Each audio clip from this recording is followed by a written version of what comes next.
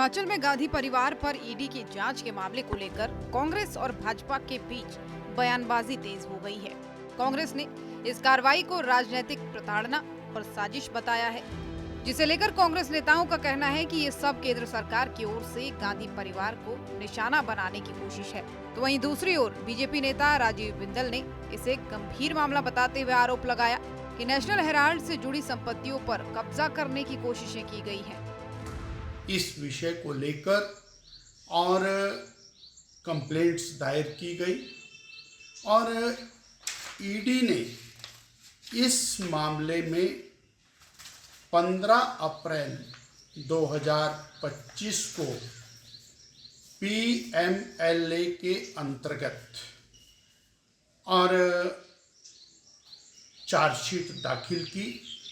इस चार्जशीट में श्रीमती सोनिया जी, श्री राहुल जी, श्री सैम पेट्रोडा व अन्य लोगों के नाम हैं।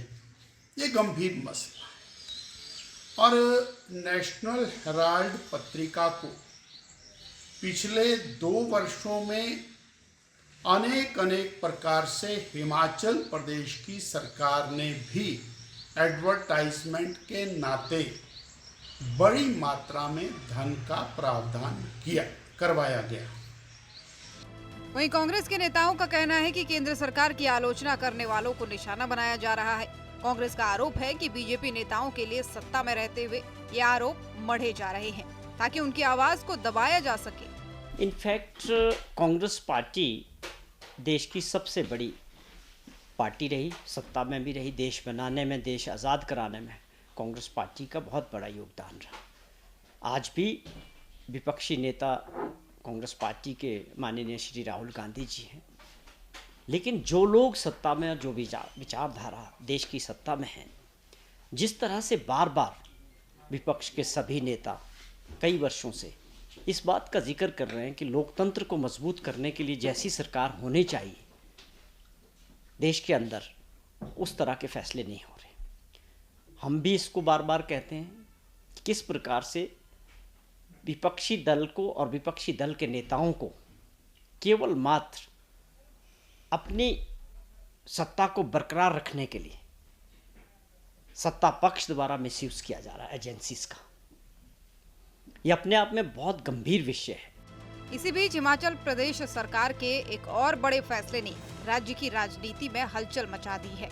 राज्य सरकार ने शराब के ठेकों की नीलामी न होने के बाद सरकारी एजेंसियों के जरिए शराब बेचने का निर्णय लिया है, जिसे लेकर उद्योग मंत्री हर्षवर्धन चौहान ने जानकारी देते हुए क्या कहा, सुनिए। बेसिकली ये जो ठेके हैं जो ओपन ऑक्शन में नहीं गए, ये ठेके वो हैं, एक तो ये ग्रामीण क्षेत्रों के ठेके हैं और जहाँ पे इनको जो प्राइवेट वेंडर्स को लगा कि वो इकोनॉमिकल वायबल नहीं है तो ये वो ठेके हैं। अब सरकार ने दोबारा कई बार ऑक्शन करके कोशिश की थी कि भी ये जो ठेके हैं ये जो बेस प्राइस है लगभग उस बेस प्राइस पे बिक जाएं, मगर इसकी बोली जो है वो बहुत लो लेवल पे, कोई 20% बिलो, कोई 30% बिलो या कोई 15% बिलो पे ले रहे थे। तो सरकार ने फैसला किया कि भाई ये जो ठेके हैं इनको जो है सरकार के जो बोर्ड्स एंड कॉरपोरेशन है उसके माध्यम से चलाया जाए, ताकि जो है ये जो लॉस है, स्टेट को जो लॉस है, ये लॉस ना हो। तो हिमाचल प्रदेश में इन दिनों 2 मुद्दे गरमा रहे हैं। एक और ईडी की कार्रवाई पर राजनीति गरमा रही है, तो वहीं दूसरी ओर शराब की बिक्री को लेकर सरकार के फैसले पर भी बहस जारी है। सूर्या समाचार के लिए शिमला से अरुण उनियाल की रिपोर्ट।